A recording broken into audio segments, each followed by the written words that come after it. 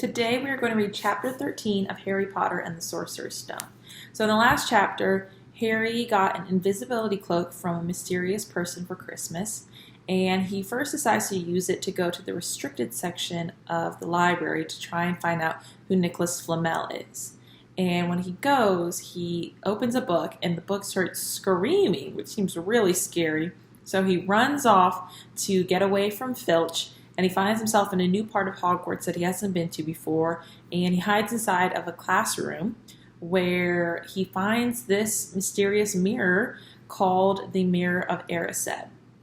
When he looks inside of the mirror, instead of seeing just his own reflection, he actually sees the reflection of his whole family, all these people that are no longer alive, including his parents. And he's just like mesmerized with this mirror because he hadn't seen his parents before. So the next night he goes back with Ron, and he expects Ron to also see his family in the mirror. But Ron actually sees himself by himself, and in his image that he's seeing, Ron is the head of Gryffindor and the head of the Quidditch team. And it's interesting because it tells us the mirror doesn't just show families.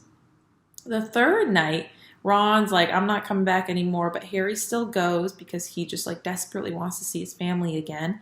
And this time when he goes, Dumbledore is also in the room. And Dumbledore reveals that this mirror shows people their deepest desires, what their heart really wants. But he tells Harry that it can be dangerous because people can go crazy looking at this mirror, wondering if what they see inside can come true, if it's possible. And like for Harry, it's really not, because unfortunately these people have already passed away. So Dumbledore tells Harry that they're moving the mirror somewhere else, and he asks Harry to no longer look for it. At the very end of the chapter, Harry asks Dumbledore, what do you see when you look in the mirror? And Dumbledore gives a weird answer. Dumbledore says, I see myself holding some wool socks, because I really want some socks, but everyone's always giving me books. And only later Harry was like, I don't know if that was the truth. And I, as a reader, was also like, that doesn't seem right. So we don't really know what Dumbledore saw in the mirror, but Harry was like, it was kind of a personal question, so maybe that's why he wasn't being that honest. But let's see what happens in this next chapter. Chapter 13, Nicholas Flamel. Dumbledore had convinced Harry not to go looking for the Mirror of Erised again, and for the rest of the Christmas holidays, the invisibility cloak stayed folded at the bottom of his trunk. Harry wished he could forget what he'd seen in the mirror as easily, but he couldn't. He started having nightmares.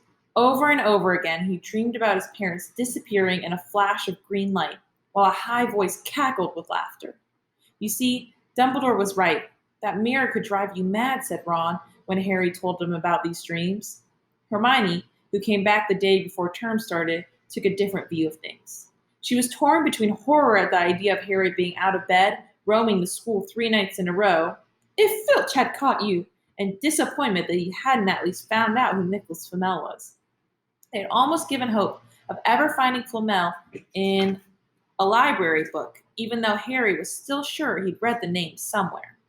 Once term had started, they were back to skimming through books for 10 minutes during their breaks.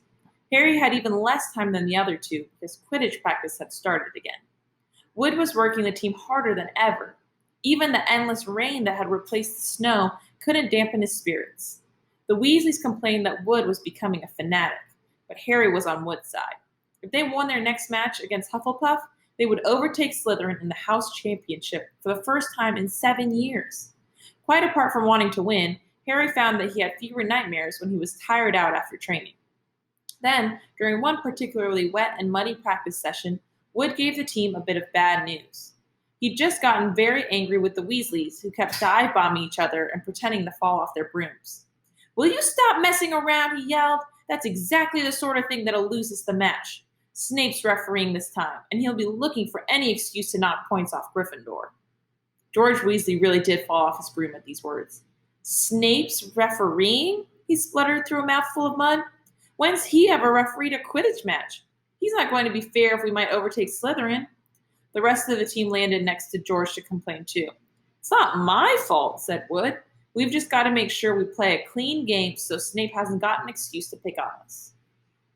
Which was all very well, thought Harry, but he had another reason for not wanting Snape near him while he was playing Quidditch.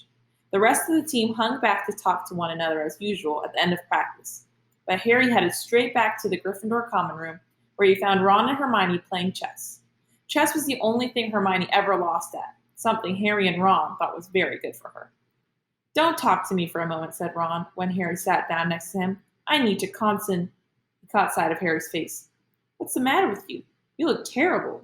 Speaking quietly so that no one else would hear, Harry told the other two about Snape's sudden sinister desire to be a Quidditch referee. "Don't play," said Hermione at once. "Say you're ill," said Ron. "Pretend to break your leg," Hermione suggested. "Really break your leg," said Ron. "I can't," said Harry. "There isn't a reserve seeker. If I back out, Gryffindor can't play at all." At that moment, Neville toppled into the common room. How he had managed to climb through the portrait hole was anyone's guess, because his legs had become stuck together with what they recognized at once as the leg locker curse. He must have had to bunny hop all the way up to Gryffindor Tower.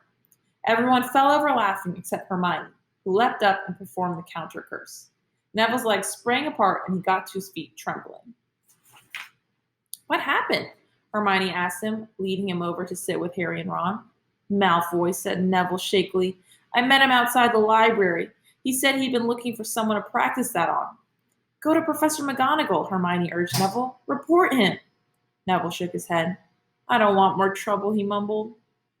"You've got to stand up to him," Neville said. "Ron. He's used to walking all over people, but that's no reason to lie down in front of him and make it easier." "There's no need to tell me I'm not brave enough to be in Gryffindor. Malfoy's already done that," Neville choked out. Harry felt in the pocket of his robes and pulled out a chocolate frog, the very last one from the box Hermione had given him for Christmas. He gave it to Neville, who looked as though he might cry. "You're worth 12 of Malfoy," Harry said. "The Sorting Hat chose you for Gryffindor, didn't it? And where's Malfoy? It's stinking Slytherin." Neville's lips twitched in a weak smile as he unwrapped the frog. "Thanks, Harry. I think I'll go to bed. Do you want the card? You collect them, don't you?" As Neville walked away, Harry looked at the famous wizard card. "Dumbledore again," he said. "He was the first one I ever—" He gasped. He stared at the back of the card. Then he looked up at Ron and Hermione. "I've found him," he whispered. "I've found Flamel. I told you I've read the name somewhere before. I read it on the train coming here. Listen to this.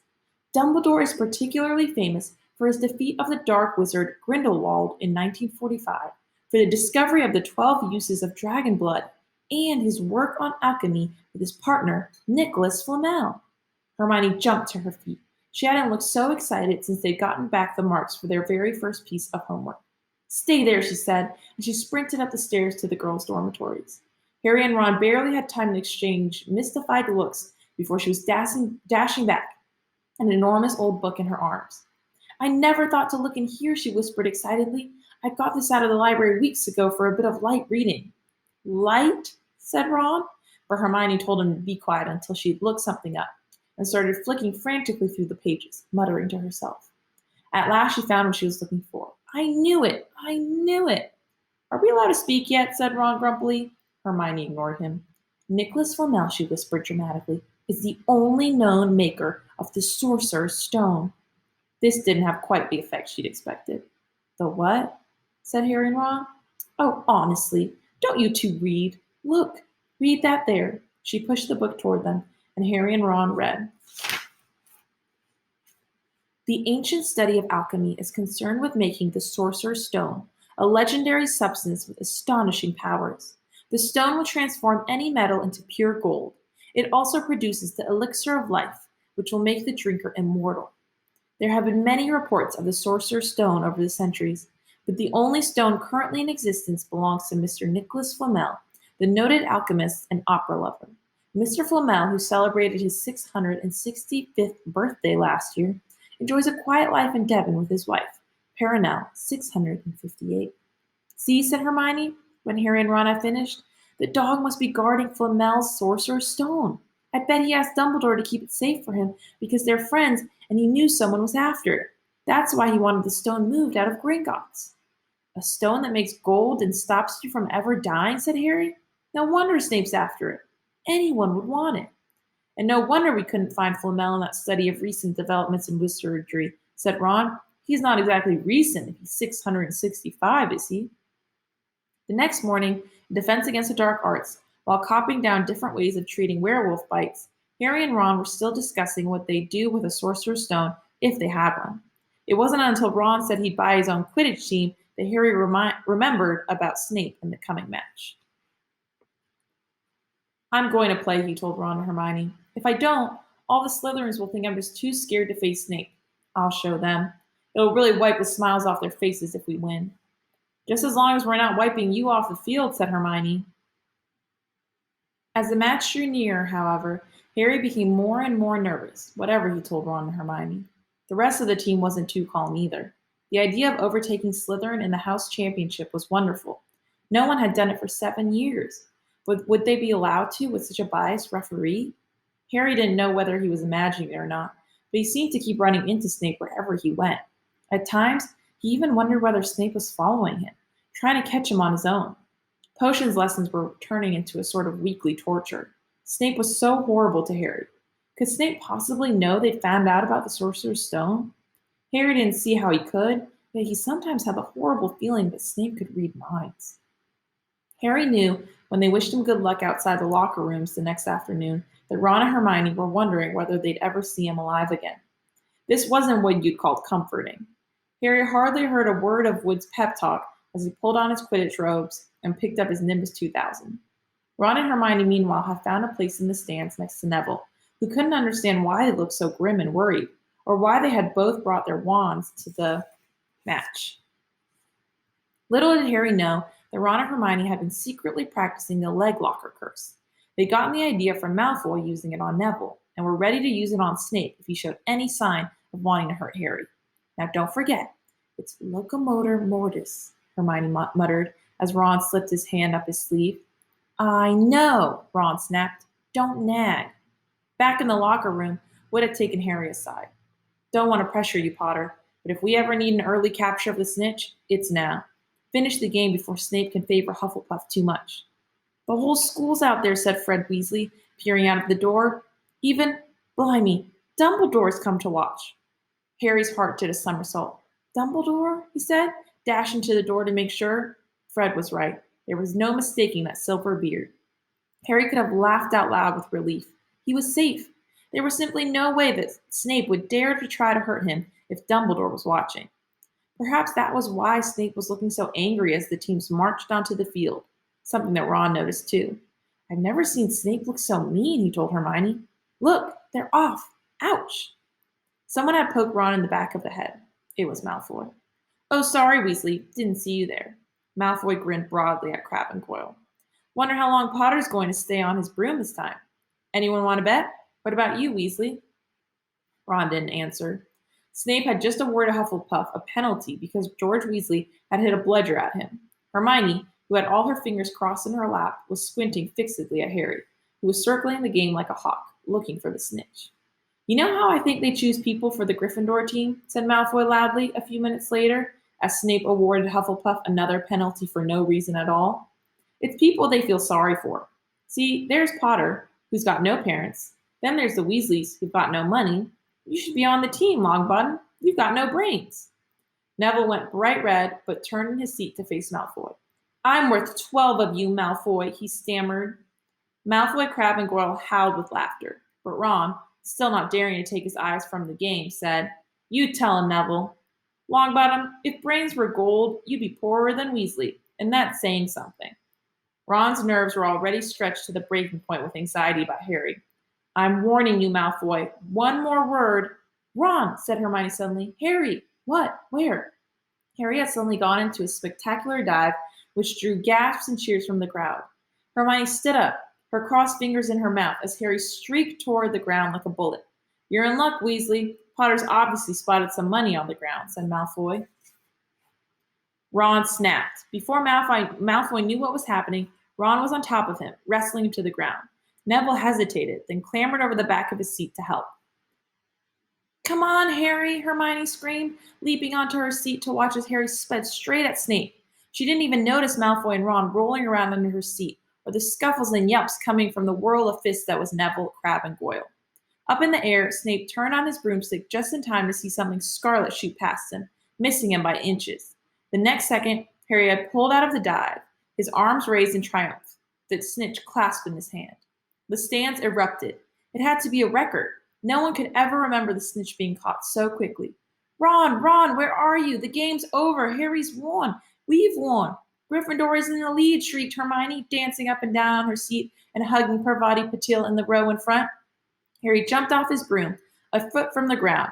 He couldn't believe it. He'd done it. The game was over. It had barely lasted 5 minutes. As Gryffindors came spilling onto the field, he saw Snape land nearby, white-faced and tight-lipped. Then Harry felt a hand on his shoulder and looked up into Dumbledore's smiling face. Well done, said Dumbledore quietly, so that only Harry could hear. Nice to see you haven't been brooding about that mirror. Been keeping busy. Excellent. Snape spat bitterly on the ground. Harry left the locker room alone some time later to take his Nimbus 2000 back to the broom shed. He couldn't ever remember feeling happier. He'd really done something he'd be proud of now. No one could say he was just a famous name anymore. The evening air had never smelled so sweet.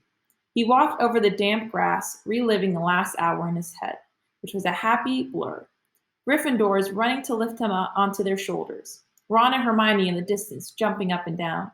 Ron cheering through a heavy nosebleed. Harry had reached the shed. He leaned against the wooden door and looked up at Hogwarts, with its windows glowing red in the setting sun. Gryffindor in the lead. He'd done it. He'd shown Snape. And speaking of Snape, a hooded figure came swiftly down the front steps of the castle. Clearly not wanting to be seen, it walked as fast as possible toward the forbidden forest. Harry's victory faded from his mind as he watched. He recognized the figure's prowling walk. Snape, sneaking into the forest while everyone else was at dinner? What was going on? Harry jumped back on his Nimbus 2000 and took off. Gliding silently over the castle, he saw Snape enter the forest at a run. He followed. The trees were so thick he couldn't see where Snape had gone. He flew in circles, lower and lower, brushing the top branches of the trees until he heard voices. He glided toward them and landed noiselessly in a towering beech tree. He climbed carefully along one of the branches, holding tight to his broomstick, trying to see through the leaves. Below, in a shadowy clearing, stood Snape. But he wasn't alone. Quirrell was there too. Harry couldn't make out the look on his face, but he was stuttering worse than ever. Harry strained to catch what they were saying. Don't know why you wanted to meet here of all places, Severus. Oh, I thought we'd keep this private, said Snape, his voice icy. Students aren't supposed to know about the Sorcerer's Stone after all. Harry leaned forward. Quirrell was mumbling something. Snape interrupted him. Have you found out how to get past that beast of Hagrid's yet? But, Severus, You don't want me as your enemy, Quirrell, said Snape, taking a step toward him. I don't know what you know perfectly well what I mean. An owl hooted loudly, and Harry nearly fell out of the tree. He steadied himself in time to hear Snape say, Your little bit of hocus pocus? I'm waiting. But I don't. Very well, Snape cut in. We'll have another little chat soon, when you've had a time to think things over and decided where your loyalties lie. He threw his cloak over his head and strode out of the clearing. It was almost dark now, but Harry could see Quirrell standing quite still as though he was petrified. Harry, where have you been? Hermione squeaked. We won! You won! We won! Shouted Ron, thumping Harry on the back. And I gave Malfoy a black eye, and Neville tried to take on Crabbe and Goyle single-handed. He's still out cold, but Madame Pomfrey says he'll be all right. Talk about showing Slytherin. Everyone's waiting for you in the common room. We're having a party. Fred and George stole some cakes and stuff from the kitchens. Never mind that now, said Harry breathlessly. Let's find an empty room. You wait till you hear this.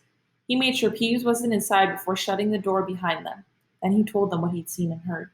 So we were right. It is the Sorcerer's Stone. It's Snape's trying to force Quirrell to help him get it. He asked if he knew how to get past Fluffy. And he said something about Quirrell's hocus pocus. I reckon there are other things guarding the stone apart from Fluffy. Loads of enchantments. Probably. And Quirrell would have done some anti-dark art spell that Snape needs to break through. So you mean the stone's only safe as long as Quirrell stands up to Snape? Said Hermione in alarm. It'll be gone by next Tuesday, said Ron. Right. That's the end of chapter 13. Let me know what you think might happen next. Do you think Snape's going to be able to get the Sorcerer's Stone? Do you think Harry, Ron, and Hermione are going to be able to come up with something to stop them? Let me know.